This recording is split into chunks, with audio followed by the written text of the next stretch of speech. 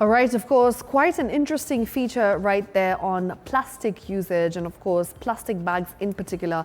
As we do know, they were banned in 2017 and still seems like this menace continues, especially in parts of Kenya.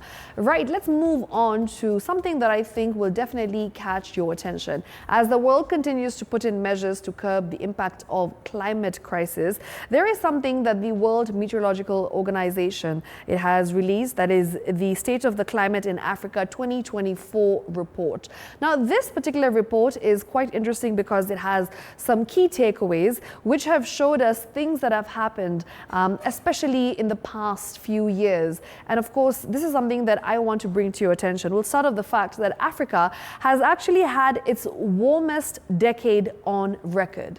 This is something that has never happened before. And yes, Africa has had the warmest decade on record. We also see that the average surface temperature across Africa in 2024, that was approximately 0.86 degrees Celsius above the 1991 to 2020 long-term average. North Africa recorded the highest temperature, that's 1.28 degrees Celsius above the 1991-2020 average. And this is the sub-region of Africa which is warming fastest. So once again, Africa has actually had the warmest decade on record. Now let's move on to the sea level crisis. And of course, the sea level rises is in response to ocean warming and the melting of glaciers, ice caps and ice sheets. Thereby, it has affected the lives and livelihoods of coastal communities, especially those in low-lying island nations.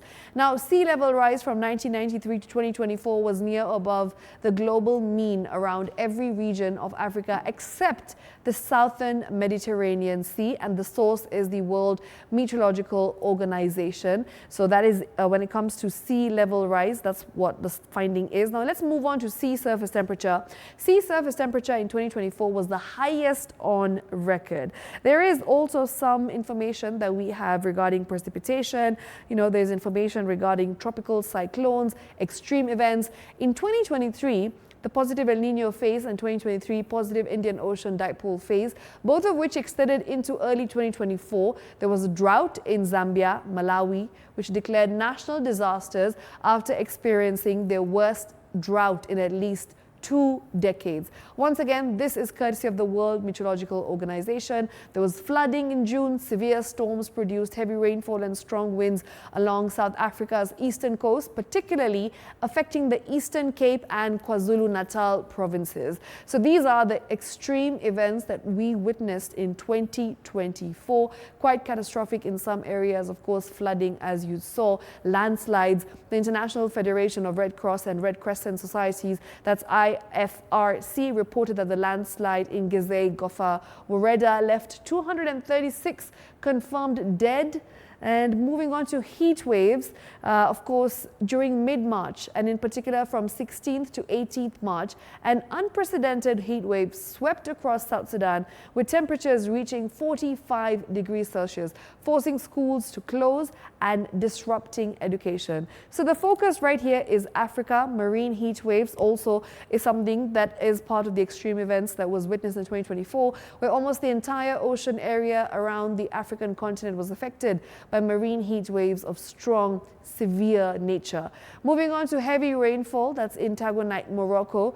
About 170 millimeters of rain fell within 24 hours, leading to the filling of Lake Irikwi, which has been dried up for 50 years. Once again, just listen to that. This particular lake has been dried for 50 years. It's been dry for over 5 decades. And now all of a sudden, there was heavy rainfall which lasted 24 hours plus, and within 24 hours it actually filled up about 170 millimeters worth of rainfall that was filling up this particular dry.